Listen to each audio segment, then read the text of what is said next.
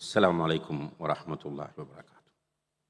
الحمد لله رب العالمين والعاقبة للمتقين ولا عدوان إلا على الظالمين والصلاة والسلام على أشرف الأنبياء والمرسلين وعلى آله وأصحابه أجمعين أما بعد. இன்றைய இந்த வரலாற்று முக்கியத்துவம் வாய்ந்த நிகழ்வின் கௌரவ தலைவர் டாக்டர் ஷேக் ரைசுத்தீன் ஷராயி எம்டி அவர்களே, கண்ணியத்திற்கும் மதிப்புக்கும் உரிய உலமா பெருமக்களே, இன்றைய நிகழ்வுக்கு அதிதிகளாக வருகை தந்திருக்கக்கூடிய பிரமுகர்களே, கௌரவ பாராளுமன்ற உறுப்பினர்களே, பல சிரமங்களுக்கும் வேலைப்பளுக்களுக்கும் மத்தியில் தூர இடங்களிலெல்லாம் இருந்து வருகை தந்திருக்கக்கூடிய கண்ணியத்திற்குரிய சகோதரர்களே, உண்மையிலேயே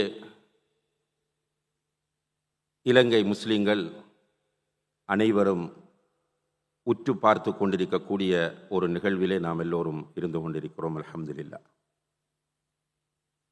அண்மை காலங்களில் ஒரு 2-3 வாரங்களாக சோஷியல் மீடியாக்களிலே இந்த நிகழ்வு பற்றிய விமர்சனங்களும் வாத பிரதிவாதங்களும் போய்கொண்டிருக்கிற ஒரு சந்தர்ப்பத்தில் இந்த நிகழ்வு அல்லாஹுடைய உதவியோடு வெற்றிகரமாக நடந்து கொண்டிருக்கிறது. ஏற்பாட்டாளர்கள் இந்த நிகழ்வு நடப்பதற்கு முன்னால் ஒரு பிரஸ் மீட்டிங் வைத்து இதை அறிமுகப்படுத்தினால் என்ன, அல்லது நாம் இதை ப்ரோமோ வீடியோக்கள் செய்து சோஷியல் மீடியாக்களிலே பரப்பினால் என்ன என்று ஒரு கலந்துரையாடல் வைத்தபோது, இல்லை, நாம் இதை மிக பக்குவமாக யாருக்கும் தெரியாமல் அழைத்து, அதாவது அழைக்கப்பட்டவர்களை மட்டும் அழைத்து இந்த நிகழ்ச்சியை செய்து முடிப்போம், பிறகு நடந்த பிறகு சொல்லுவோம் என்றிருந்தோம். அதற்கு பிரதானமான காரணம், அல்ஹம்துலில்லாஹ், இந்த குர்ஆன் சுன்னா அடிப்படையில் அமைந்த இந்த தௌஹீத் சிந்தனையை, பிரச்சாரத்தை ஏற்றுக்கொண்ட மக்கள் இலங்கையிலே பல லட்சம் பேர் இருக்கிறார்கள். அப்படி அறிவித்தல் விடுத்தால் அவர்கள் எங்களை ஏன் அழைக்கவில்லை என்று எங்களோடு கோபித்துக் கொள்வார்கள் என்கிற பயம்தான் எங்களுக்கு ஒரு பக்கம் இருந்தது. சுப்ஹான் அல்லாஹ், அல்லாஹ் பெரியவன்.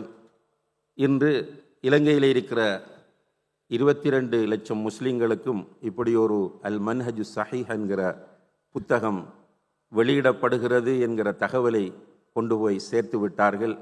ஏற்கனவே எங்களுடைய தலைவர் சொன்னது போல அல்லாஹ் அவர்களுடைய உள்ளங்களை விரிவாக்கி அவர்களுக்கும் அதற்குரிய கூலியை கொடுக்க வேண்டும் இன்ஷா அல்லாஹ்.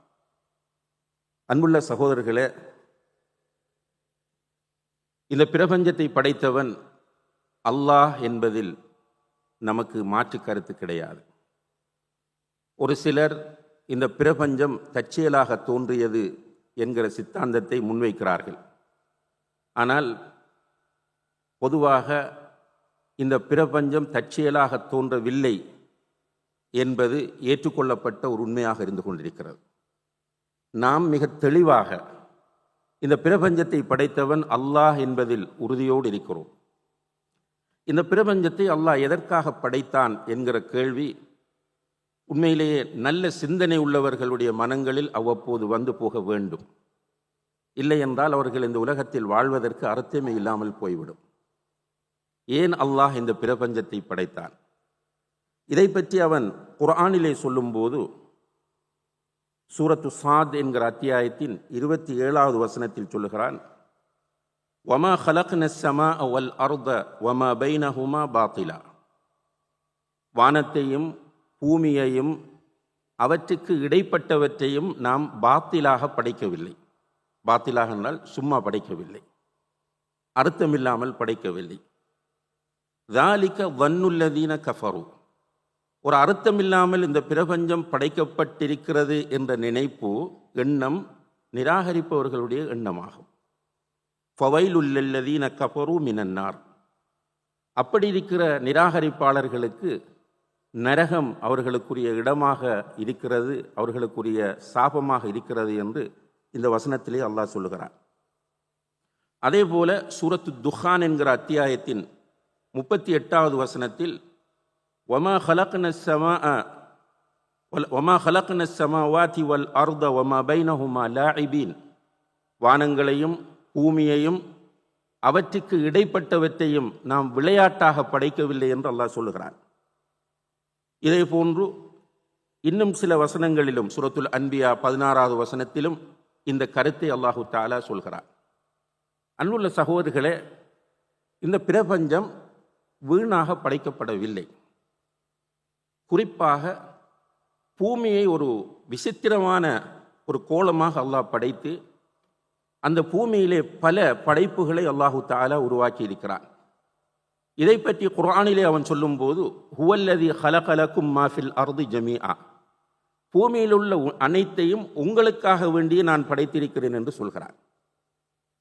இப்போ பிரபஞ்சத்தை வீணாக படைக்கவில்லை, பூமியை அழகிய வடிவில் படைத்திருக்கிறவன் சொல்கிறான் பூமியில் உள்ள அனைத்தையும் உங்களுக்காக வேண்டியே படைத்திருக்கிறேன். இப்படி சொல்லிவிட்டு மனிதர்களை பார்த்து சூரத்துல் அன்பியா சூரத்துல் முஃமினூன் 115வது வசனத்தில் அல்லாஹ் கேட்கிறான், அஃப ஹசிபுத்தும் அன்னமா ஹலக்னாக்கும் அபஸா, உங்களை வீணாக படைத்திருக்கிறோம் என்று நீங்கள் நினைத்து கொண்டிருக்கிறீர்களா என்று கேட்கிறான். மனிதர்களை பார்த்து கேட்கிறான், உங்களை ஒரு அர்த்தம் இல்லாமல் வீணாக இந்த உலகத்தில் நான் படைத்திருக்கிறேன் என்று நீங்கள் நினைத்து கொண்டிருக்கிறீர்களா என்று கேட்கிறான். இந்த கேள்வியை கேட்பதற்காக ரசூல்மார்கள் நபிமார்களை அல்லாஹ் அனுப்புகிறான். அந்த ரசூல்மார்கள் நபிமார்கள் இந்த கேள்வியை கேட்டு பதிலையும் சொல்லிக் கொடுத்தார்கள். அந்த பதிலை சூரத்து தாரியாத் 56வது வசனத்தில் அல்லாஹ் சொல்லும்போது வமா ஹலக்துல் ஜின்ன வல் இன்ஸ இல்லா லியஅபுதூன், ஜின்களையும் மனிதர்களையும் என்னை வணங்குவதற்கே அன்றி நான் படைக்கவில்லை என்று சொல்லி காட்டுகிறார். அப்போ மனிதர்கள் படைக்கப்பட்டிருப்பது அல்லாஹுவை இபாதத் செய்வதற்காக மட்டுமே. இதுதான் மனிதன் படைக்கப்பட்ட நோக்கமாகும். இதை நாம் ஜீரணித்து கொள்ள புரிந்து கொள்ள முயற்சி செய்ய வேண்டும். நாம் வணக்கம் செய்வதற்காக படைக்கப்பட்டுள்ளோம் என்றால் அந்த வணக்கத்தை எப்படி செய்ய வேண்டும் என்பதற்கான வழிகாட்டல்களை தருவது அல்லாஹுடைய கடமையாகும். எனவே அல்லாஹு தஆலா அதை நமக்கு சொல்லித் தருவதற்காக முதல் ரசூலாக நூஹ் அலைஹிஸ்ஸலாம் அவர்களை அனுப்புகிறான். இறுதி ரசூலாக முஹம்மது ஸல்லல்லாஹு அலைஹி வஸல்லம் அவர்களை அனுப்பியிருக்கிறார். எனவே ஒவ்வொருவரும் அவரவருடைய விருப்பத்தின் பேரில் அவர்களுடைய மன இச்சைக்கு ஏற்ற முறையில் அல்லாஹ்வை வணங்க முடியாது. அப்படி வணங்குவதாக இருந்தால் ஒரு ரசூல் வர வேண்டிய தேவையும் கிடையாது. எனவே அல்லாஹ்வை எப்படி வணங்க வேண்டும் என்பதை சொல்வதற்காக வேண்டி அல்லாஹு தஆலா நபிமார்கள் ரசூல்மார்களை அனுப்பி இறுதி தூதர் முஹம்மது முஸ்தபா ஸல்லல்லாஹு அலைஹி வஸல்லம் அவர்களை இறுதியாக அனுப்பி வைத்தான்.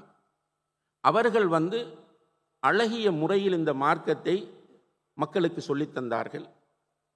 அவர்களுடைய இறுதி ஹஜ்ஜத்துல் விதாவில் வைத்து அல்லாஹு தஆலா சூரத்துல் மாஇதாவினுடைய வமா ஹலக்துல் ஜின்ன வல் இன்ஸ அல்யௌம அக்மல்து லக்கும் தீனக்கும் வ அத்மம்து அலைக்கும் நிஅமதி வ ரதீது லக்குமுல் இஸ்லாம தீனா என்கிற குர்ஆன் வசனத்தை இறக்குகிறார். இன்றைய தினம் உங்களுடைய மார்க்கத்தை நான் உங்களுக்கு பூரணமாக்கி விட்டேன், என்னுடைய நிஅமத்துகளையும் பூரணமாக்கி விட்டேன், இஸ்லாமை என்னுடைய மார்க்கமாக உங்களுக்கு நான் அங்கீகரித்து கொண்டேன் என்று அல்லாஹு தஆலா குர்ஆன் வசனத்தை இறக்குகிறார். நபி ஸல்லல்லாஹு அலைஹி வஸல்லம் அவர்கள் அங்கு ஹஜ்ஜுக்கு வந்திருந்த பல்லாயிரக்கணக்கான மக்கள் மத்தியிலே எனக்கு தரப்பட்ட பொறுப்பை நான் உங்களுக்கு எத்தி வைத்து விட்டேனா என்று கேட்டார்கள். அதாவது இந்த மார்க்கத்தை நான் உங்களுக்கு முழுமையாக சொல்லித்தந்து விட்டேனா என்று கேட்டார்கள். அதற்கு வந்திருந்தவர்கள் அத்தனை பேரும் ஆம் அல்லாஹுடைய தூதரே என்று சொன்னதும் அல்லாஹுடைய தூதர் ஸல்லல்லாஹு அலைஹி வஸல்லம் அவர்கள் தன்னுடைய விரலை வானத்தை நோக்கி உயர்த்தி காட்டி சொன்னார்கள், அல்லாஹும்ம ஃபஷ்ஹத், யா அல்லாஹ் இதற்கு நீயே சாட்சி என்று சொன்னார்கள். அந்த அடிப்படையில் அல்லாஹுடைய தூதர் இந்த மார்க்கத்தில் A to Z சுவர்க்கத்திற்கு இட்டுச் செல்லக்கூடிய அனைத்தையும் சொல்லித் தந்தார்கள், நரகத்திற்கு இட்டுச் செல்லக்கூடிய அனைத்தையும் எச்சரிக்கை செய்தார்கள். அவ்வளவும் அல்லாஹுடைய உதவியை கொண்டு பதிவு செய்யப்பட்டு பாதுகாக்கப்பட்டது. இருந்தாலும் கூட முஸ்னத் அஹ்மத், அபூ தாவூத் போன்ற ஹதீஸ் கிரந்தங்களிலே பதிவு செய்யப்பட்டிருக்கிற ஒரு ஆதாரபூர்வமான ஹதீஸ், இர்பாத் இப்னு சாரியா ரலியல்லாஹு அன்ஹு என்கிற நபித்தோழர் சொல்கிறார், ஒரு நாள் அல்லாஹுடைய தூதர் எங்களுக்கு ஒரு உபதேசம் செய்தார்கள், மிக உருக்கமான உபதேசம். எங்களுடைய உள்ளங்கள் எல்லாம் பயந்து விட்டன. கேட்டுக்கொண்டிருந்தவர்களுடைய கண்களில் இருந்து கண்ணீர் வடிந்து கொண்டிருக்கிறது. அப்போது நாங்கள் கேட்டோம், கஅன்னஹா மௌஇதத்து முவத்திஇன் ஃபஅவ்ஸினா யா ரசூலல்லாஹ், அல்லாஹுடைய தூதரே, இந்த உபதேசம் விடை பெறுகிற ஒருவருடைய உபதேசம் போன்றிருக்கிறது, எங்களுக்கு வசியத் செய்யுங்கள் என்று கேட்டார்கள். அல்லாஹுடைய தூதர் வசியத் செய்கிறார்கள், ஊசிக்கும் பி தக்வல்லாஹ், அல்லாஹ்வை நீங்கள் தக்வா செய்து கொள்ள வேண்டும். வஸ்ஸம்இ வத்தாஅ, உங்களுக்கு ஒருவர் பொறுப்பாக்கப்பட்டு விட்டால், அதிகாரம் கொடுக்கப்பட்ட நிலையில் பொறுப்பாக்கப்பட்டு விட்டால், அவர் சொல்வதை கேட்டு நீங்கள் அவருக்கு கட்டுப்பட வேண்டும் என்று வசியத் செய்துவிட்டு சொன்னார்கள் ஒரு முன்னறிவிப்பு. فَإِنَّهُ مَنْ يَعِشْ مِنْكُمْ بَعْدِي فَسَيَرَى اخْتِلَافًا كَثِيرًا, அறிந்து கொள்ளுங்கள், நிச்சயமாக எனக்கு பின்னால் வாழக்கூடியவர்கள் இந்த மார்க்கத்தில் நிறைய கருத்து வேறுபாடுகளை காண்பீர்கள். சுப்ஹானல்லாஹ், எனக்கு பின்னால் வாழக்கூடியவர்கள் இந்த மார்க்கத்தில் நிறைய கருத்து வேறுபாடுகளை காண்பார்கள். அந்த நேரத்தில் நீங்கள் விரக்தி அடைய வேண்டாம், குழம்பிக் கொள்ள வேண்டாம், மனோ இச்சைகளுக்கு கட்டுப்பட வேண்டாம், மெஜாரிட்டி மைனாரிட்டி நீங்கள் பார்க்க வேண்டாம்.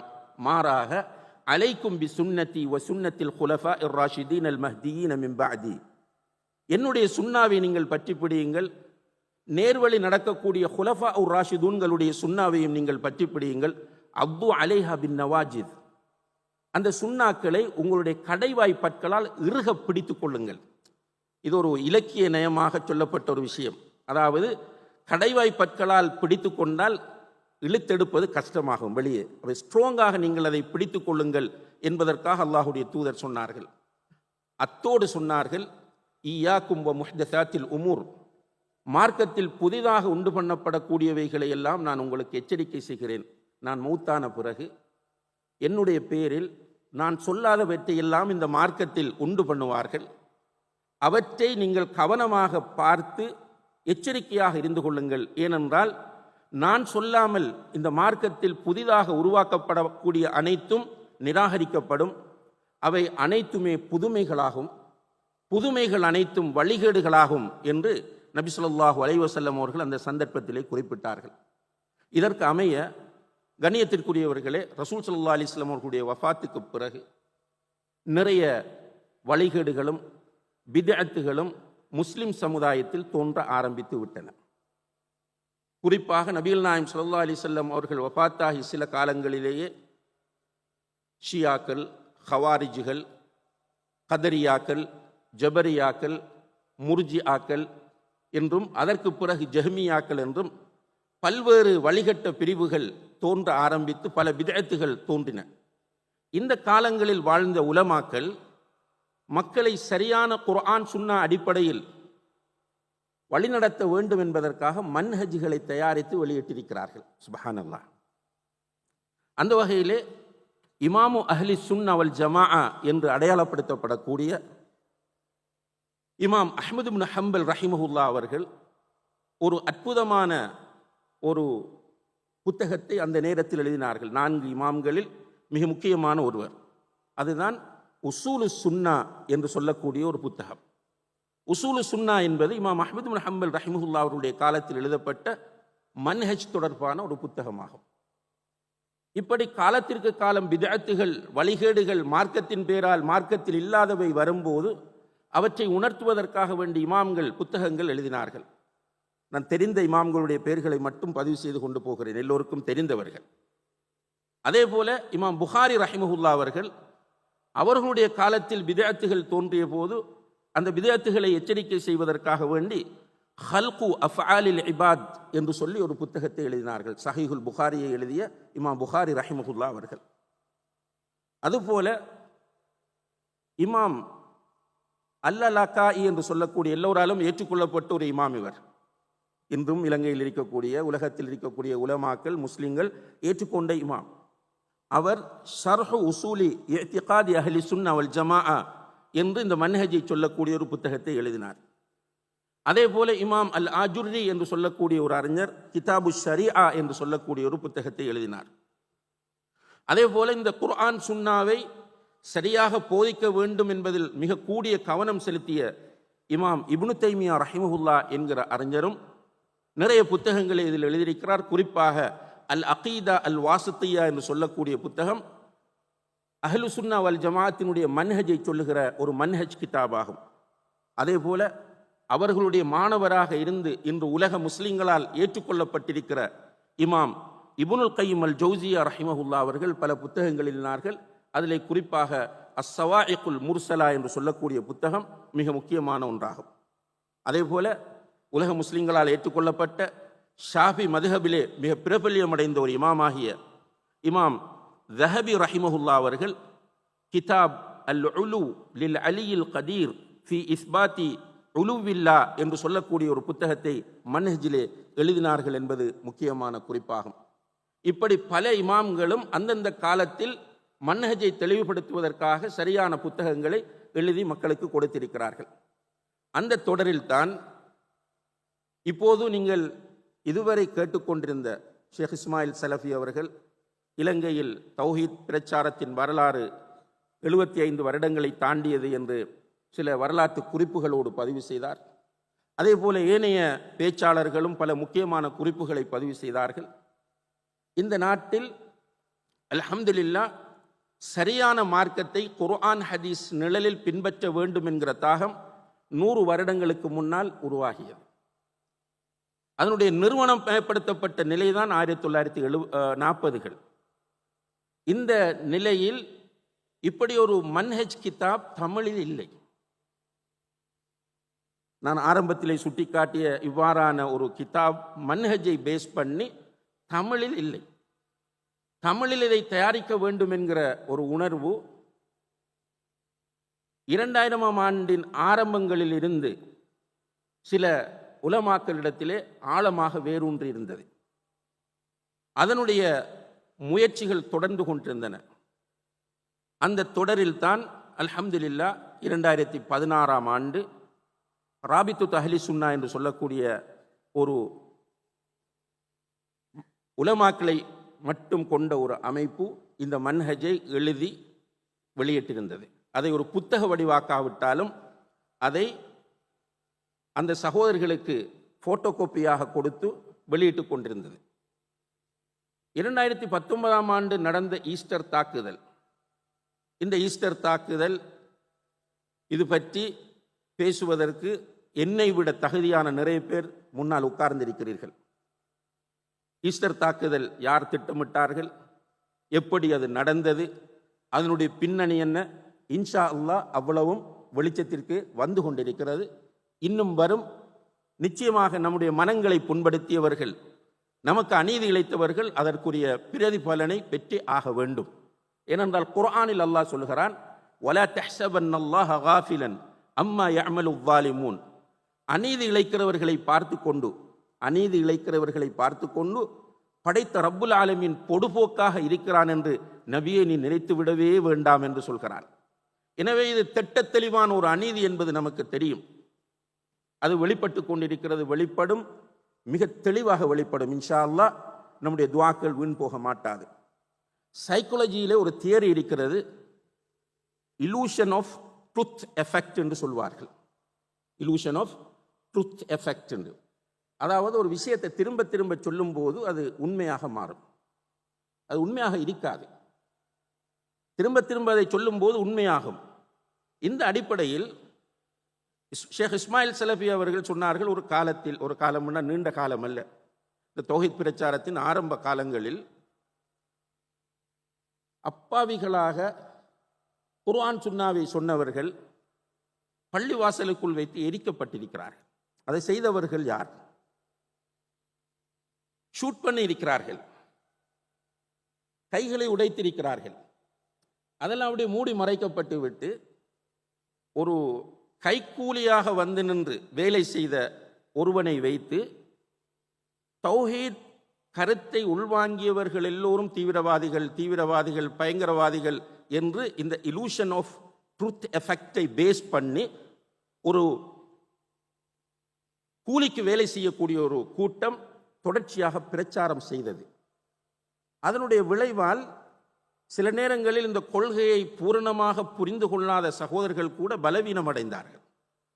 மூசா அலைஹிஸ்ஸலாம் அவர்களோடு ஃபிரௌன் கொலை செய்ய வருகிறான் என்று சொன்ன நேரத்தில் ஓடிக்கொண்டிருந்த அந்த பலவீனமான முஸ்லிம்கள் கடல் குறுக்கே வந்த நேரத்தில் அந்த இடத்தில் நின்று கொண்டு சொன்னார்கள், இன்னால முதுரகூன், பின்னால் ஃபிரௌனும் அவனுடைய படையும் துரத்தி கொண்டு வருகிறது, ஓடி போகிறார்கள், போகிற வழியில் கடல் வந்து விட்டது, செய்வதற்கு வழி இல்லை. என்ன சொன்னார்கள் என்றால், மூசாவை நாம் வசமாக மாட்டிக்கொண்டோம் என்று ஒரு சின்ன கூட்டம் அங்கிருந்து கொண்டு சொன்னார்கள்.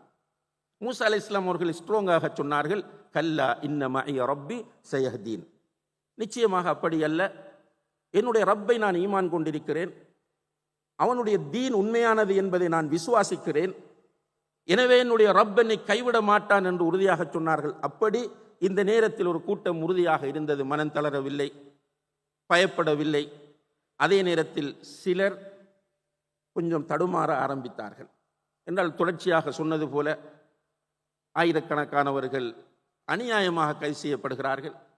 ஒருவருடைய வீட்டில் இலங்கை அரசாங்கத்தினால் வெளியிடப்பட்ட ஒரு புத்தகம், ஜிஹாதை பற்றி எழுதப்பட்டது, இலங்கை அரசாங்கத்தின் அங்கீகாரத்தோடு வெளியிடப்பட்ட ஒரு புத்தகம். அந்த புத்தகம் இருந்தது என்பதற்காக அவரை கைது செய்து கொண்டு போய் கிட்டத்தட்ட 6-7 மாதங்கள் ஜெயிலிலே வைத்தார்கள். அப்ப என்ன செய்வது என்று தெரியாத ஒரு சூழல். இன்னும் ஒரு பக்கம் கொள்கை என்று வருகிற போது கொள்கை முரண்பாடுகள் தவிர்க்க முடியாதவை. சிலர் எப்போதுமே ஒரு முஃமினாக இருக்க வேண்டும், முன்சிஃபாக, அதாவது நான் எப்போதும் சமநிலையோடும் நடுநிலையோடும் இருக்க வேண்டும், நான் ஒரு நீதியான மனிதனாக இருக்க வேண்டும் என்பதில் கவனமாக இருப்பார்கள். அதே நேரத்தில் அந்த இயக்கத்தில் தீவிர பற்று கொண்டவர்கள் கொஞ்சம் வெறியோடு செயற்படுவார்கள். இது உலக வரலாற்றின் நியதி. இது அந்த அடிப்படையில் சிலர் இந்த சந்தர்ப்பத்தை பயன்படுத்தி காட்டிக் கொடுக்கிற ஒரு பணியிலும் அநியாயமாக அவதூறுகளை சொல்லுகிற பணியிலும் ஈடுபட்டார்கள். அவர்களுக்கு அல்லாஹ் ஹிதாயத்தை கொடுக்க வேண்டும், அவர்களை அல்லாஹ் மன்னிக்க வேண்டும். அப்படி செய்தவர்கள் குறிப்பிட்டவர்களிடத்தில் போய் மன்னிப்பு கேட்க வேண்டும். இல்லை என்றால் அவர்களுடைய மறுமை வீணாகிவிடும். அல்லாஹ் போதுமானவன். இந்த ஒரு பின்னணியிலும் அதே போல எங்களுடைய வரவேற்புரை நிகழ்த்திய ஷேக் அப்துல் வதூத் ஜிஃப்ரி அவர்களும், தலைவர் டாக்டர் அவர்களும், ஷேக் ஜஃபர் அவர்களும், ஏனைய உலமாக்களும் இங்கே குறிப்பிட்டது போல எங்களுக்கு 3 பிரச்சனைகள் இருந்தன. ஒன்று, இந்த கொள்கையை ஆதரிக்கிறேன் என்று வந்து இணைந்து கொள்ளக்கூடியவர்கள் சிலர் இந்த கொள்கையின் பேசிக் தெரியாமல், இந்த கொள்கையில் என்ன இருக்கிறது என்பது தெரியாமல் பிரச்சாரம் செய்ய ஆரம்பித்தார்கள். அவர்களை பார்க்கிற போது மற்றவர்களுக்கு தப்பபிப்பிராயம் வரும். எனவே அவர்கள் ஒரு நல்லெண்ணத்தோடு இணைந்திருக்கிறார்கள், அவர்களுக்கு நாம் ஒரு வழிகாட்டியை கொடுக்க வேண்டும் என்கிற தேவை வந்தது. இரண்டாவதாக, நாங்கள் என்ன சொல்லுகிறோம் என்று தெரியாமல் அவசரப்பட்டு எங்கள் மீது அவதூறு சொல்லுகிறவர்கள். இப்போதும் பார்த்திருப்பீர்கள் சோசியல் மீடியாக்களில், சுப்ஹானல்லாஹ், இதிலே என்ன இருக்கிறது என்று அறவே தெரியாமல், இதுக்கு போகாதீர்கள், இதிலே கலந்து கொள்ளாதீர்கள், இது ஒரு பிரிவினைக்கு வழிகாட்டுகிறது, இப்ப கை செய்தப்படுவார்கள். இந்த புத்தகம் அவர்களுடைய கைகளில் கிடைத்த பிறகு சுப்ஹானல்லாஹ், இப்படி ஒரு அற்புதமான புத்தகமா, காலத்திற்கு ஏற்ற மிக பெருமதியான ஒரு புத்தகமா என்று நிச்சயமாக கை செய்தப்படுவார்கள். அவசரம். ரசூல் ஸல்லல்லாஹு அலைஹி வஸல்லம் அவர்கள் சொன்னார்கள், அல் அனாத்து மினல்லாஹ் வல் அஜலத்து மினஷ் ஷைத்தான். நிதானம் அல்லாஹ்விடமிருந்து கிடைக்கிற ஒரு கிஃப்ட். அது நிதானம் என்பது அல்லாஹ்விடமிருந்து கிடைக்கக்கூடிய ஒரு கிஃப்ட். அவசரம் ஷைத்தானுடைய ஒரு சதி என்றார்கள். அவசரப்பட்டு விட்டார்கள். உண்மையிலே எங்களுக்கு என்ன தேவை என்றால், இப்படியானவர்கள் சும்மா அநியாயமாக பாவங்களை சுமந்து கொள்ளவும் கூடாது, அவதூறுகளை பரப்பவும் கூடாது. எனவே நாங்கள் என்ன சொல்லுகிறோம் என்பதை அவர்களுக்கு சொல்ல வேண்டும். மூன்றாவதாக, அந்த நான் ஆரம்பத்தில் சொன்ன உளவியல் அடிப்படையில் அரசாங்கத்திடத்தில் ஒரு பதிவை சிலர் வேண்டும் என்று திரும்ப சின்ன ஒரு பயான் பிரச்சனை வந்தாலும் உடனே தௌஹீத், அப்படி ஒரு கருத்தை உண்டாக்குகிற ஒரு நிலையை உருவாக்கி விட்டார். அரசாங்கத்துக்கு தெளிவாக தெரிய வேண்டும், அரசாங்கம் என்பது நாட்டுக்குரியது, ஒரு இயக்கத்திற்குரியதோ அல்லது ஒரு குழுவுக்குரியதோ அல்ல. இந்த நாட்டில் வாழுகிற அத்தனை பேருக்கும் பொதுவான ஒரு நிறுவனம்தான், பொதுவான ஒரு கருவிதான் அரசாங்கம் என்பது. எனவே ஆட்சி பீடம் ஏறக்கூடியவர்கள், அதே போன்று பாதுகாப்புத்துறையை கையில் எடுக்கக்கூடியவர்கள், உளவுத்துறையை கையில் எடுக்கக்கூடியவர்கள் நிதானமாக தீர விசாரித்து முடிவெடுக்க வேண்டும். அந்த அடிப்படையில் அவர்கள் முடிவெடுப்பதற்கான ஒரு ஆவணத்தை நாங்கள் தயார் செய்திருக்கிறோம். எங்களுடைய கையில் இந்த ஆவணம் இருக்கிறது. இப்போது கண்ணியத்திற்குரிய சகோதரர்களே, உங்களுடைய கைகளிலே இந்த புத்தகம் தரப்படும். உங்களுடைய பள்ளிகளுக்கு நீங்கள் இதை கொண்டு சென்று, உங்களுடைய மர்கஸ்களுக்கு இதை கொண்டு சென்று, உங்களிடம் இருக்கிற உலமாக்களுடைய துணையோடு உங்களோடு இணைந்து செயற்படுகிறவர்களுக்கு இதுதான் நம்முடைய மன்ஹஜ் என்பதை ஸ்ட்ராங்காக பதிவு செய்யுங்கள். உளவுத்துறையோ எம்மோடியோ உங்களிடத்திலே வருகிற போது நீங்கள் தெளிவாக எடுத்துக் கொடுங்கள். இதில் ஏதாவது தவறு இருந்தால் எங்களை கைது செய்யுங்கள், இதில் ஏதாவது தவறு இருந்தால் எங்களை குற்றம் சாட்டுங்கள், நாங்கள் ஏற்றுக்கொள்கிறோம். நாங்கள் நாட்டுக்கு எதிராக எந்த காரியமும் இது கால வரை செய்யாதவர்கள், இந்த நாட்டுக்கு நிறைய சேவை செய்தவர்கள். இந்த நாட்டிலே மிகப்பெரிய அந்நிய செலாவணியை கொண்டு வந்தவர்கள் தௌஹீத் சமூகம். இது இந்த நாட்டுக்கு தெளிவாக தெரிய வேண்டும். மிகப்பெரிய அந்நிய செலாவணியை கொண்டு வந்து கொடுத்திருக்கிறது. சும்மா அரைகுறையாக நின்று கொண்டு இவர்கள் காசுக்கு கூத்தாடுகிறார்கள், சமூகத்தை பிளவுபடுத்துகிறார்கள் என்று சொல்ல அப்படி அல்ல. உண்மையை விசாரித்தால் தெரியும். எத்தனையோ மருத்துவமனைகளுக்கு இந்த தௌஹீத் சமூகத்தினால் மிகப்பெரிய உதவிகள் செய்யப்பட்டிருக்கின்றன. இந்த நாட்டில் நிறைய இடங்களிலே தண்ணீர் தட்டுப்பாடு இருந்தது. 1980 காலப்பகுதிகள் எங்களுக்கு நினைவிருக்கிறது. பிரகதினி ஜமாத் அன்சார் சுன்னத்தில் முஹம்மதியா குவைத் போன்ற நாடுகளிலிருந்து உதவிகளை பெற்று பெரும்பான்மை சமூகத்தினர் வாழக்கூடிய ஊர்களிலே பொது கிணறுகளை கட்டி கொடுத்து நீர் வசதிகளை செய்து கொடுத்திருக்கிறார்கள். அதுபோல ஜமியத்து ஷபாப் என்று சொல்லக்கூடிய அமிஸ் என்கிற நிறுவனம், இந்த நாட்டிலே எந்த ஒரு தொண்டு நிறுவனம், அது ஒரு என்ஜிஓவாக இருக்கலாம் அல்லது ஐஎன்ஜிஓவாக இருக்கலாம், எந்த ஒரு தொண்டு நிறுவனமும் செய்யாத மிகப்பெரிய ஒரு கண் சத்திர சிகிச்சை ஒரு கேம்பை தொடர்ச்சியாக நடத்தி கொண்டிருந்தது. ஆயிரக்கணக்கான பெரும்பான்மை சமூகத்தைச் சேர்ந்தவர்கள் அதை கொண்டு பயனடைந்திருக்கிறார்கள். மருத்துவமனைகளுக்கு தேவையான உபகரணங்கள், முக்கியமான உபகரணங்கள் வாங்கி கொடுக்கப்பட்டிருக்கின்றன. மருத்துவமனைகளிலே நீர் வசதிகள் செய்து கொடுக்கப்பட்டிருக்கிறது. வாகனங்கள் மருத்துவமனைகளுக்கு, ஹாஸ்பிட்டல்களுக்கு, கவர்மெண்ட் ஹாஸ்பிட்டல்களுக்கு இந்த தௌஹீத் சார்ந்த நிறுவனங்களால் வாகனங்கள் வாங்கி கொடுக்கப்பட்டிருக்கின்றன. சுனாமி பேரலை ஏற்பட்ட போது இந்த நாட்டில் மிகப்பெரிய ஒரு அபிவிருத்தி பணியை மேற்கொண்ட ஒரு சமூகமாக இந்த தௌஹீத் சமூகம் இருந்து கொண்டிருக்கிறது. அதே போன்று அதற்கு பின்னால் வந்த வெள்ளங்கள், டிட்வா, சூறாவளி போன்ற எல்லா அனர்த்தங்களின் போதும் அல்லாஹுடைய உதவியை கொண்டு இந்த நாட்டுக்கு மிகப்பெரிய சேவை செய்திருக்கிறது. இதை எல்லாவற்றையும் விட மிக மேலான ஒரு விஷயம் இருக்கிறது, மறைக்கப்பட்டிருக்கிறது, கண்டுகொள்ளப்படாமல் இருக்கிறது. இந்த நாட்டிலே இருக்கிற மக்களை பாதுகாப்பதற்காக மதங்களை தாண்டி, இனங்களை தாண்டி, பிரதேசங்களை தாண்டி இந்த மக்களை பாதுகாப்பதற்காக பிளட் கேம்ப் என்று சொல்லக்கூடிய இரத்த தான முகாம்களை இந்த நாட்டில் மிகப்பெரிய அளவிலே செய்து சாதனைப்படுத்தி காட்டியவர்கள் இந்த குர்ஆன் சுன்னா பேசக்கூடிய, யாரை பார்த்து இவர்கள் தீவிரவாதிகள் என்று சொல்கிறார்களோ அந்த மக்கள் தான் என்பதை இந்த நாடு நினைவில் கொள்ள வேண்டும், இந்த அரசாங்கம் நினைவில் கொள்ள வேண்டும். இங்கிருக்கிற பாராளுமன்ற உறுப்பினர்கள் இவற்றை பாராளுமன்றத்திலே பதிவு செய்ய வேண்டும். சில சந்தர்ப்பங்களில் சர்டிபிகேட்டுகள் கூட அமைச்சுகளினால் எங்களுக்கு தரப்பட்டிருக்கிறது. இருந்தாலும் கூட ஏதோ ஒரு அரசியல் சூழ்ச்சிக்காக வேண்டி நடத்தப்பட்ட அந்த நாடகத்தை வைத்துக்கொண்டு இந்த இலுஷன் ஆஃப் ட்ரூத் எஃபெக்ட் என்கிற இந்த தியரியின் மூலம் முழு தௌஹீத் மக்களையும் குற்றவாளிகளாக அரசாங்கம் ஆக்கக்கூடாது. எனவே அதற்கான ஒரு பதிவை செய்வதும் இந்த மன்ஹஜை நாங்கள் வெளியிடுவதனுடைய நோக்கமாக இருக்கிறது. அல் மன்ஹஜு சஹீஹ் என்கிற பெயரை நாங்கள் எங்களுடைய பிரச்சாரத்தின் ஆரம்ப காலங்களிலிருந்து பயன்படுத்தி வருகிறோம். 2000 அல்ல, அதற்கு முதலிருந்து 80-90களிலிருந்து ஷேக் இஸ்மாயில் சலபி அவர்கள் சொன்னார்கள், தமிழ்நாட்டு தாக்கம் இலங்கைக்கு தௌஹீதிலே ஏற்பட்டது. அந்த காலத்திலிருந்து நாங்கள் அல் மன்ஹஜு சஹீஹ் என்கிற பிரயோகத்தை பயன்படுத்தி கொண்டு வருகிறோம். ஏனென்றால் அங்கிருந்து கொஞ்சம் பகுத்தறிவு ரீதியான ஒரு வாதம் இங்கே தௌஹீதுக்குள் இன்ஃப்ளூயன்ஸ் பண்ண ஆரம்பித்தது. நாங்கள் சொன்னோம், இல்லை, மார்க்கம் என்பது குர்ஆன் சுன்னாதான். எனவே மன்ஹஜு சஹீஹ் என்கிற பிரயோகம் அப்போதிருந்து நாங்கள் பயன்படுத்தி வருகிற ஒன்று என்பதையும் எல்லோரும் கவனத்திலே கொள்ள வேண்டும். இந்த மன்ஹஜ் புத்தகம் இன்ஷா அல்லாஹ் உங்களுடைய கைகளிலே கிடைக்கும். இதை 19 தலைப்புகளிலே நாங்கள் எழுதியிருக்கிறோம். முதலாவது இஸ்லாமிய அகீதாவின் அடிப்படைகள், இரண்டாவது அல் குர்ஆன் அல் ஹதீஸ். பொதுவாக இந்த மார்க்கத்தில் ஈடுபாடு இல்லாதவர்கள் ஈமான், குர்ஆன், ஹதீஸ் என்று ஜென்ரலாக பேசிக்கொண்டு போவார்கள். ஆனால் அதற்குள் நிறைய விஷயங்கள் இருக்கின்றன. அவற்றை நுணுக்கமாக இங்கே நாம் சுட்டிக்காட்டியிருக்கிறோம். அதே போல மூன்றாவதாக ஈமான் என்கிற ஒரு தலைப்பு. நான்காவதாக அல்லாஹுவை நம்புதல் எப்படி இருக்க வேண்டும். ஒரு மூட நம்பிக்கையாக அல்லாஹுவை நம்புவது இருக்கக்கூடாது, அறிவுபூர்வமாக இருக்க வேண்டும். குர்ஆனும் சுன்னாவும் சொல்லித்தந்த முறையில் அது இருக்க வேண்டும் என்று. அதே போல இணை வைத்தல். இணை வைத்தல் என்ற வார்த்தை எல்லோராலும் பயன்படுத்தப்பட்டாலும் இணை வைத்தலை முஸ்லிம் சமூகத்திற்கு அப்பால் இருந்துதான் பார்க்கிற ஒரு நிலை இருக்கிறது. அதே நேரத்தில் இணை வைத்தலை சரியாக புரியாத நிலையும் நிறைய பேரிடம் இருக்கிறது. அது பற்றிய ஒரு தெளிவு இங்கே தரப்பட்டிருக்கிறது. அதுபோல நபி முஹம்மது ஸல்லல்லாஹு அலைஹி வஸல்லம் என்கிற ஒரு தலைப்பு இருக்கிறது. அதிலே நபிகள் நாயகத்தை பற்றிய ஒரு தெளிவான புரிதல் தரப்படுகிறது. நபித்தோழர்களும் நபி ஸல்லல்லாஹு அலைஹி வஸல்லம் அவர்களுடைய குடும்பத்தினரும் அவர்களை எப்படி நாம் நம்ப வேண்டும், அவர்களுடைய விஷயத்தில் நம்முடைய ஈமான் எப்படி இருக்க வேண்டும். எட்டாவதாக பித்ஆ என்கிற சொல்.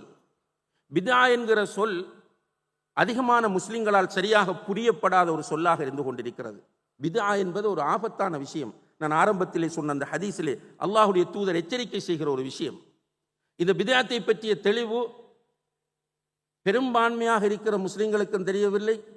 அதே நேரத்தில் குர்ஆன் சுன்னாவை பேசிக்கொண்டிருக்கிற ஒரு சிலருக்கும் தெளிவில்லாமல் இருக்கிறது, ஒரு சிலருக்கு. எனவே அது பற்றிய ஒரு தெளிவை இந்த தலைப்பிலே நாம் கொடுத்திருக்கிறோம். ஒன்பதாவதாக கண்ணியத்திற்குரிய இமாம்களும் மதுஹபுகளும். நீங்கள் இங்கே பிரமுகர்களாக வந்திருக்கிறவர்கள் சில நேரங்களில் நீங்கள் கேள்விப்பட்டிருப்பீர்கள், இந்த தௌஹீத்காரர்கள் இமாம்களை மதிக்க மாட்டார்கள், மதுஹபுகளை ஏற்றுக்கொள்ள மாட்டார்கள் என்று சொல்லுகிற அவதூறை கேட்டிருப்பீர்கள். அப்படி அல்ல. நாங்கள் ஒரு கல்வி பாரம்பரியத்தில் வந்தவர்கள். நாங்கள் எங்களை இமாம்கள் என்றோ மிகப்பெரிய உலமாக்கள் என்றோ சொல்பவர்கள் அல்ல. நாங்கள் இமாம் அபு ஹனீஃபா ரஹிமஹுல்லா அவர்களை மதிக்கிறோம், இமாம் மாலிக் ரஹிமஹுல்லா அவர்களை மதிக்கிறோம், இமாம் ஷாஃபிஈ ரஹிமஹுல்லா அவர்களை மதிக்கிறோம், இமாம் அஹ்மது பின் ஹம்பல் ரஹிமஹுல்லா அவர்களை மதிக்கிறோம். இந்த உலகத்தில் வந்த அத்தனை இமாம்களையும் மதித்து கண்ணியப்படுத்துகிறோம். அவர்களுடைய பெயர்களை சொல்லும் போது எங்களுடைய ஆசான்கள், நாங்கள் சின்ன பருவத்தில் அவர்களிடம் படிக்கும் போது மாலிக் என்று சொன்னால் உனக்கு என்ன மச்சானா என்று கேட்பார்கள். நீ இமாம் என்று சொல்ல வேண்டும், மாலிக் என்று சொல்ல வேண்டும், ரஹ்மத்துல்லாஹி அலைஹி அல்லது ரஹிமஹுல்லா என்று அவருக்கு துஆ செய்ய வேண்டும் என்று தான் எங்களை உருவாக்கினார்களே தவிர இமாம்களை இழிவுபடுத்துகிற ஒரு கூட்டம் நிச்சயமாக தௌஹீத் சமூகத்தில் இருக்க முடியாது என்பதை இந்த மிகப்பெரிய கண்ணியமான சபையில் நான் ஆணித்தரமாக பதிவு செய்து கொள்ள விரும்புகிறேன். அதற்கு எங்களுடைய மன்ஹஜ் ஒரு சான்றாக இருந்து கொண்டிருக்கிறது. அல்ஹம்துலில்லாஹ். இமாம்களுடைய நடக்க வேண்டும். மதுஹபுகள், மதுஹபுகளை பற்றிய புரிதல் தேவை. மதுஹபுகளை நாங்கள் மறுக்கவில்லை. இஸ்லாமிய சட்டத்துறையை சரியான முறையில் புரிந்து கொள்வதற்கான விதிகளை அழகிய முறையில் வகுத்து தந்தது இந்த மதுஹபுகள் என்பதை நாங்கள் ஏற்றுக்கொள்கிறோம். அதை இந்த புத்தகத்தில் எழுதியிருக்கிறோம். அதற்காக ஒரு மதுஹபை கண்மூடித்தனமாக பின்பற்றக்கூடாது என்று மட்டும்தான் நாங்கள் சொல்லுகிறோம். அது எங்கும் சரி வராது. கண்மூடித்தனமாக பின்பற்றுவதென்றால் குர்ஆன் ஹதீஸ் மட்டும்தான். அல்லாஹ் சொல்கிறான், அவர்களிடத்திலே குர்ஆன் வசனங்கள் ஓதி காண்பிக்கப்பட்டார், லம் யஹிர்ரு அலைஹா சும்மம் வ உம்யானா. குர்ஆன் வசனங்கள் ஓதி காண்பிக்கப்பட்டால் அவர்கள் குருடர்களைப் போல செவிடர்களைப் போல போக மாட்டார்கள், சரணடைந்து விடுவார்கள். கண்மூடி பின்பற்ற வேண்டும். அதை தவிர யார் எதை சொன்னாலும் மார்க்க விஷயத்தில் கண்மூடி பின்பற்றுதல் என்பது கூடாது. இமாம்களே தெளிவாக சொன்ன விஷயம் இது. அந்த அடிப்படையில் மதுஹபுகள் பற்றி, இமாம்கள் பற்றி அழகாக சொல்லி இருக்கிறோம். அதே போல இஜ்திஹாதும் கருத்து வேறுபாடுகளும் என்கிற ஒரு தலைப்பு 10வது இடம் வருகிறது. மார்க்கத்தில் சில ஃபிக்ஸ்டான விஷயங்கள் இருக்கின்றன. அதில் கருத்து வேறுபாடு யாருக்கும் இல்லை. 5 நேர தொழுகை கடமை, யார்கிட்ட போனாலும் கடமை. லுஹர் தொழுகைக்கு 4 ரக்காத், எல்லோரும் அதை ஏற்றுக்கொண்டிருக்கிறோம். சூரத்துல் ஃபாத்திஹா ஒவ்வொரு ரக்காத்திலும் ஓத வேண்டும், எல்லோரும் ஏற்றுக்கொண்டிருக்கிறோம். பேசிக்கான விஷயங்கள் இருக்கின்றன, அதில் கருத்து வேறுபாடு இல்லை. இது இஜ்மா என்று சொல்லப்படும். அல்லாஹு தஆலா சில விஷயங்களிலே கருத்து வேறுபாட்டுக்கு வாய்ப்பு வைத்திருக்கிறான். அந்த இடங்களில் கருத்து வேறுபாடு வரும். அதை எப்படி அணுகுவது? ஷேக் ஜஃபர் அவர்கள் அழகாக அதை இங்கே தெளிவுபடுத்தினார்கள். நான் சொல்லுகிற கருத்து மட்டும்தான் சரி என்று தொங்குகிற நிலை இஸ்லாத்தில் கிடையாது. என்னுடைய கருத்தை சொல்லுவேன். இமாம் ஷாஃபிஈ ரஹிமஹுல்லா அவர்கள் சொல்லுவார்கள், ரஅயி ஸவாபுன் யஹ்தமிலுல் ஹதா வ ரஅயு கைரி ஹதஉன் யஹ்தமிலுஸ் ஸவாப். சுப்ஹானல்லாஹ், ஒரு அற்புதமான கூற்று இது. இமாம் ஷாஃபிஈ ரஹிமஹுல்லா இந்த நாட்டில் இருக்கிற பெரும்பாலான முஸ்லிம்கள் அந்த மதுஹபை பின்பற்றுகிறோம் என்று சொல்லுகிறார்கள். அவர்கள் சொல்லுகிறார்கள், என்னுடைய கருத்துத்தான் சரியானது, ஆனால் அது தவறாகவும் இருக்கும். சுப்ஹானல்லாஹ், என்னுடைய கருத்துத்தான் சரியானது, அது தவறாகவும் இருக்கும். வ ரஅயு கைரி ஹதா, மற்றவர்களுடைய கருத்து தவறானது, ஆனால் யஹ்தமிலு ஸவாப், அது சரியாகவும் இருக்கும். இந்த பக்குவம் நிச்சயமாக மௌலவிகளிடத்தில் முதல் நிலையில் வர வேண்டும். இந்த மௌலவிகள் முதல் நிலையில் இதை ஆரம்பத்தில் போதித்திருந்தால் பெரிய பிரிவினைகள் வந்திருக்காது. ஷேக் இஸ்மாயில் ஸலஃபி சொன்னார்களே, ஒரே மேடையிலே ஜமாத் இஸ்லாமி தலைவரும் அன்சார் சுன்னாவுடைய தலைவரும் தப்லீக் ஜமாத்தினுடைய தலைவரும் இருக்கிறார். மாறி மாறி அவர்களுடைய சஞ்சிகைகளிலே அவர்கள் எழுதினார்கள் என்று. அந்த நேரத்தில் இப்படியும் ஒரு கருத்து ஃபிக்ஹிலே இருக்கிறது என்று இவர்கள் சொன்ன கருத்தை அன்றிருந்த உலமாக்கள் நியாயப்படுத்தி இருந்தால் இந்த பிரச்சனை வந்திருக்காது. ஆனால் அவர்கள் இல்லை, இது மட்டும்தான் சரி என்று சொல்லி தூண்டி விட்டார்கள். அதனால் தான் பள்ளிகள் எரிக்கப்பட்டன. கைகள் விரல் அசைப்பது என்பது மார்க்கத்தில் கருத்து வேறுபாட்டுக்குரிய ஒரு விஷயம். நீங்கள் வெளிநாடுகளுக்கு போகக்கூடியவர்கள் உங்களுக்கு தெரியும். மக்காவுக்கு போகிறவர்கள், ஹஜ்ஜுக்கு போகிறவர்கள், உம்ராவுக்கு போகிறவர்கள் பார்த்திருப்பீர்கள். ஐரோப்பாவுக்கு போகிறவர்கள் பார்த்திருப்பீர்கள். சிலர் ஆட்டுவார், சிலர் அசைப்பார், சிலர் குனூத்துக்கு கையேந்துவார், சிலர் கையை விட்டுட்டு நிற்பார், சிலர் கையை கட்டுவார், சிலர் கையை விட்டு கொண்டு நிற்பார். இதெல்லாம் ஃபிக்ஹிலே உள்ள கருத்து வேறுபாடுகள். இதிலே ஃப்ளெக்சிபிலிட்டி இருக்கிறது. இதிலே ஆதாரங்களுக்கு நெருக்கமானதை பின்பற்ற வேண்டும், மற்ற கருத்துக்கும் நன்மை இருக்கிறது என்பதை அன்றிருந்த உலமாக்கள் போதித்திருந்தால் இன்றைக்கு இவ்வளவு பிரச்சனை வந்திருக்க மாட்டாது. அது பற்றிய ஒரு தெளிவு இந்த தலைப்பிலே தரப்பட்டிருக்கிறது. அடுத்ததாக தஸ்கியா. அன்புள்ள சகோதரர்களே, இந்த உலகத்தில் நம்ம தொழுகை, நோன்பு, ஜக்காத், ஹஜ், இபாதத், சுன்னா, பித்ஆ, உம்ரா என்றெல்லாம் நம்ம கவனம் செலுத்துவதற்கு முக்கிய காரணம் என்னென்றால் நம்முடைய உடம்பில் இருக்கிற இந்த ஹார்ட். ரசூல் ஸல்லல்லாஹு அலைஹி வஸல்லம் அவர்கள் சொன்னார்கள், உங்களுடைய உடம்பில் ஒரு சதை துண்டு இருக்கிறது, அது சீரானால் உங்களுடைய உடல் முழுவதும் சீராகும், அது கெட்டால் உடல் முழுவதும் கெட்டுவிடும், அதுதான் இதயம் என்று சொன்னார்கள். இந்த இதயம் கிளியராக வேண்டும். எவ்வளவுதான் தொழுது இங்கே பெருமை, எவ்வளவுதான் தொழுது இங்கே பொறாமை, எவ்வளவுதான் இபாதத்துக்களையும் சுன்னாத்துக்களையும் ஹயாத்தாக்கி இங்கே அடுத்தவர்களை பற்றிய நல்லெண்ணமின்மை, எவ்வளவுதான் தொழுது இபாதத் செய்து சுயநலம் உள்ள போக்கு, இவை இருந்தால், நயவஞ்சகம் இருந்தால் அவர் ஃபெயில். சுப்ஹானல்லாஹ், ஸஹீஹுல் புகாரியிலே வருகிற ஒரு ஹதீஸ். ரசூல் ஸல்லல்லாஹு அலைஹி வஸல்லம் அவர்களிடத்திலே வந்து சொல்லுகிறார்கள், யா ரசூலல்லாஹ், ஒரு பெண்மணி இருக்கிறார், இரவெல்லாம் நின்று வணங்குகிறார். சுப்ஹானல்லாஹ், அதிக நேரம் தஹஜ்ஜத் தொழுகையிலே ஈடுபடுகிற பெண்மணி, பகல் வேளைகளிலே அதிகமாக நோன்பு இருக்கிறார், இரவில் தொழுகிறார், அதிகம் நோன்பு பிடிக்கிறார். நம்மகிட்ட குரூர் வந்துவிடும். இதோடு சேர்த்து சஹாபாக்கள் சொன்னார்கள், நல்ல இதை ஹதீஸை ஈமான் கொள்ளக்கூடியவர்களுக்கு நிச்சயமாக இது பாடமாக அமையும். அதோடு சேர்த்து சொன்னார்கள், வலக்கின்னஹா துதி ஜீரானஹா, என்றாலும் அந்த பெண்மணி தன்னுடைய பக்கத்து வீட்டார்களை டோர்ச்சர் பண்ணுகிறார், தொல்லை கொடுக்கிறார் என்றார்கள். ரசூல் ஸல்லல்லாஹு அலைஹி வஸல்லம் அவர்கள் உடனே சொன்னார்கள், ஹிய ஃபின்னார் நஊது பில்லாஹ், அந்த பெண்மணி நரகத்தில் என்றார்கள். அல்லாஹ் பாதுகாக்க வேண்டும் எல்லோரையும். இந்த தஸ்கியா என்பது இஸ்லாத்தின் அடிப்படை அம்சம். சூரா ஷம்ஸ் என்கிற அத்தியாயத்தில் 11 தடவை சத்தியம் செய்து தஸ்கியாவை அல்லாஹ் வலியுறுத்துகிறான். அந்த தஸ்கியாவை அடைய வேண்டிய ஒரு ஒழுங்கான முறை இருக்கிறது. அந்த முறை இந்த மன்ஹஜிலே சொல்லப்பட்டிருக்கிறது. அடுத்ததாக அவுலியாக்கள், 12வது தலைப்பு. இறைநேசர்கள், தௌஹீத்காரர்கள் அவுலியாக்களை மதிக்க மாட்டார்கள். தௌஹீத்காரர்கள் அவுலியாக்களை அவமதிப்பவர்கள் அவதூறு சகோதரர்களே, பொய். இப்படி மேடைகளிலும் மிம்பர்களிலும் பேசுகிறவர்கள் நிச்சயமாக அவர்களுடைய ஆகிரத்தை மிஸ் பண்ணுகிறார்கள். அவுலியாக்கள் இருக்கிறார்கள் என்று குர்ஆன் சொல்லும் போது எப்படி இல்லை என்று சொல்வது?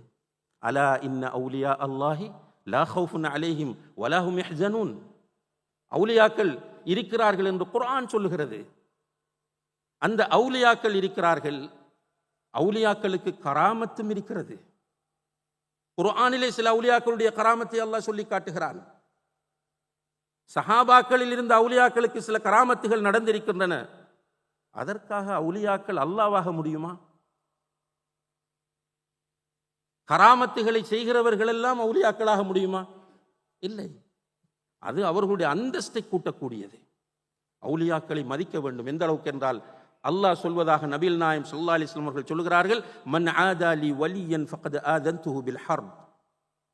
யார் ஒருவர் என்னுடைய ஒரு அவுலியாவை, ஒரு வலியை நோவினை செய்கிறாரோ, பகைத்துக் கொள்கிறாரோ, அவரோடு நான் சண்டை செய்கிறேன். ஆதன்துஹு பில் ஹர்ப், அவரோடு நான் யுத்தம் செய்வேன் என்று அல்லாஹ் சொல்கிறான். அவுலியாக்களை மதிக்க வேண்டும், கண்ணியப்படுத்த வேண்டும். அதற்காக அவுலியாக்களை அல்லாஹ்வுடைய அந்தஸ்தில் வைக்கக்கூடாது. அதான் நாங்கள் சொல்றது. அதை இங்கே எழுதியிருக்கிறோம். அடுத்ததாக 14வது நன்மை ஏவுதலும் தீமையை தடுத்தலும் என்கிற ஒரு தலைப்பு. இதிலே மிக அழகிய முறையில் ஷேக் ஜஃபர் அவர்கள் அதில் உள்ள பகுதியை ரத்தின சுருக்கமாக இங்கே சுட்டி காட்டினார்கள். அதாவது நன்மை ஏவுவதனால் ஏற்பட வேண்டிய விளைவு என்னவென்றால் சீர்திருத்தம். தஅவாவினுடைய நோக்கமே சீர்திருத்தம். நபிமார்கள் என்ன சொன்னார்கள்? இன் உரீது இல்லல் இஸ்லாஹ மஸ்ததஅது. என்னால் முடியுமானவரை நான் சீர்திருத்தத்தை விரும்புகிறேன். ஒரு நரகத்துக்கு போறவனை நரகத்திலிருந்து காப்பாற்ற வேண்டும். ஜினாக்கு போறவனை ஜினாவிலிருந்து விடுவிக்க வேண்டும். தொழாதவனை தொழ வைக்க வேண்டும். பொய் பேசுகிறவனை உண்மை பேச வைக்க வேண்டும். இதற்காகத்தான் தஅவா. தீமையை தடுக்கிற போது அதற்கென்று குர்ஆனும் ஹதீஸும் சொன்ன வழிமுறைகள். அவர் அழகான ஒரு குர்ஆன் வசனத்தை இங்கே ஓதி காண்பித்தார். நீங்கள் அவர்கள் வணங்குகிற தெய்வங்களை திட்டாதீர்கள். அல்லாஹ் குர்ஆன்ல சொல்றான், முஸ்லிம் அல்லாதவர்கள் வணங்குகிற தெய்வங்களை நீங்கள் திட்டாதீர்கள். திட்டுவதால் என்ன நடக்கிறது தெரியுமா? ஃபயசுப்புல்லாஹ அதுவம் பிகைரி இல்ம். அவன் கோபத்தில் உணர்ச்சி வசப்பட்டு நீ உண்மையாக ஏற்றிருக்கிற உன்னுடைய அல்லாஹ்வை திட்டுவான். அப்ப நீ ஒரு தீமையை தடுக்க போய் அதைவிட பெரிய ஒரு தீமை உன்னிடம் வந்துவிடக் கூடாது என்று சொல்கிறான். அந்த விதிமுறைகள் வழிமுறைகள் இந்த தலைப்பிலே சொல்லப்பட்டிருக்கின்றன. 15வதாக தஅவா அமைப்புகள். இந்த நாட்டில் இருக்கிற தஅவா அமைப்புகளை அடையாளப்படுத்தி இந்த தஅவா அமைப்புகளோடு ஒரு முஸ்லிம் இவ்வாறு நடந்து கொள்ள வேண்டும் என்பதை தெளிவுபடுத்தி இருக்கிறோம். அதே போல வழிகட்ட பிரிவுகள் இருக்கின்றன. இந்த ரசூலுல்லாஹி அலைஹி வஸல்லம் அவர்கள் சொன்னார்கள், என்னுடைய சமுதாயம் 73ஆக பிரியும், 72 நரகம் போகும், 1 மட்டும்தான் சுவர்க்கம் போகும் என்று. அந்த பேசிக் அடிப்படையில் வழிகட்டு போனவர்கள் இருக்கிறார்கள். உதாரணமாக ரசூல் ஸல்லல்லாஹு அலைஹி வஸல்லம் அவர்களுடைய வஃபாத்துக்கு பிறகு இன்னும் ஒரு ரசூல் வருவார், நபி வருவார் என்று ஒருவர் சொன்னால் அவர் வழிகேடர். அல்லாஹ் 7 வானங்களுக்கு மேல் அர்ஷின் மீது உயர்ந்திருக்கிறான், அவன் அறிவால் எல்லோரோடும் நெருக்கமாக இருக்கிறான் என்கிற கொள்கை அஹ்லு சுன்னா வல் ஜமாஅத்தினுடைய கொள்கை. அல்லாஹ் அறிவால் நம்மோடு இருக்கிறான். அறிவால் என்றால் அல்லாஹ் நமக்கு நெருக்கமாக நம்முடைய உள்ளத்தில் என்ன தோன்றுகிறது, நம்முடைய கண் இமை வெட்டினால் கூட அல்லாஹு தஆலா பார்க்கிறான். அப்படி நெருக்கமானவன். அதற்காக என்னை அல்லாஹ் என்று சொன்னா சரி வருமா? நீயும் அல்லாஹ் நானும் அல்லாஹ், இது வழிகட்ட கொள்கை. இப்படியான வழிகேடர்களோடு எப்படி நடந்து கொள்ள வேண்டும் என்பது சொல்லப்பட்டிருக்கிறது. அதுபோல முஸ்லிம் சமூகத்தில் மாஷா அல்லாஹ் நிறைய பொது நிறுவனங்கள் தொண்டு செய்து கொண்டிருக்கின்றன. அவங்க மார்க்கத்தை முதல்நிலைப்படுத்த மாட்டார்கள், ஆனால் சோசியல் ஆக்டிவிட்டீஸை முதல்நிலைப்படுத்துவார்கள். இப்படியான அமைப்புகளோடு ஒரு முஸ்லிம் இவ்வாறு நடந்து கொள்ள வேண்டும். அதற்கான வழிகாட்டல்கள் இங்கே தரப்பட்டிருக்கிறது. அதே போல 18வது அல் ஜிஹாத். ஜிஹாத் என்றால் என்ன? சும்மா பிடிச்சி எல்லாருமே உங்களுக்கு தெரியும், நீங்கள் எல்லோரும் டாக்டர் ஜாக்கிர் நாயக் அவர்களுடைய ஸ்பீச் கேட்கக்கூடியவர். அவர் ப்ரோக்ராம்களில் போனால் முதல் கேட்குற கேள்வி முஸ்லீம்கள் ஜிஹாதை ப்ரொமோட் பண்ணக்கூடியவர்கள். அப்படி நான் சொன்னேன், அந்த தியரி தான். அந்த தியரியை உண்டு பண்ணி இஸ்லாமோஃபோபியாவை உருவாக்குவது. யார் யாரெல்லாம் கொண்டு வைக்கிறார்கள். அண்மையிலே ட்ரம்புக்கு யாரோ ஷூட் பண்ணினார்கள். அமெரிக்க ஜனாதிபதி ட்ரம்புக்கு அவர் இருந்த ஒரு பார்ட்டியிலே அவருக்கு ஷூட் பண்ணினார்கள். இப்படி எல்லா இடங்களிலும் தீவிரவாத செயல்கள் நடக்கின்றன. ஆனால் நம்மில் ஒருவர் அப்படி ஒரு தீவிரவாத செயலை செய்து விட்டார், உடனே அதற்கு பேர் ஜிஹாதும். எனவே முஸ்லிம்கள் எல்லோரும் ஜிஹாதிஸ்டுகள், லவ் ஜிஹாத் என்றெல்லாம் சொல்வது. ஜிஹாத் என்பது இஸ்லாத்தில் மிக பரந்த ஒரு சொல். ஜிஹாத் என்பது முதலில் உள்ளத்தோடு போராடுகிற ஜிஹாதைத்தான் குர்ஆன் குறிக்கிறது. அது தெளிவுபடுத்தப்பட்டிருக்கிறது. தனிநபர்களும் குழுக்களும் ஜிஹாதில் ஈடுபட முடியாது. அவர்கள் தீவிரவாதிகள், பயங்கரவாதிகள். இஸ்லாமிய தீர்ப்பு என்னென்றால், முஸ்லிம் சமூகத்தில் உள்ள சில குழுக்கள் ஒரு 5 பேர் சேர்றது, 10 பேர் சேர்றது, அவர் ஆயுதத்தை வாங்கக்கூடிய சூழல் இருந்தால் வாங்கி ஏதாவது ஒரு தாக்குதல் நடத்தினா அதுக்கு ஜிஹாத் இல்லை பேர். அது பயங்கரவாத தாக்குதல், அது தீவிரவாத தாக்குதல். அப்படி இஸ்லாம் யாருக்கும் அனுமதி கொடுக்கவில்லை. இந்த உலகத்தில் மார்க்கத்தின் பேரில் உயிரை மிக கண்ணியமாக போதிக்கிற ஒரே ஒரு மார்க்கம் இஸ்லாம் மட்டும்தான். மார்க்கத்தின் குர்ஆன்ல தெளிவாக மன் கத்தல நஃப்ஸன் ஃபகஅன்னமா கத்தல அன்னாஸ ஜமீஆ, ஒரு உயிரை கொலை செய்தால் முழு மனிதனையும் கொலை செய்ததற்கு சமம் என்று, மனித இனத்தையே கொலை செய்ததற்கு சமம் என்று சொல்கிற ஒரே வேதம் அல் குர்ஆன் மட்டும்தான். ஒரு உயிரை நீ பாதுகாத்தால் முழு மனித இனத்தையும் நீ பாதுகாத்தவனை போன்றாவா என்று. எனவே ஜிஹாத் என்பதை சரியாக புரிய வைக்கப்பட்டிருக்கிறது இந்த தலைப்பிலே. 19வது சமூக நல்லிணக்கமும் அல் வலா வல் பராவும்.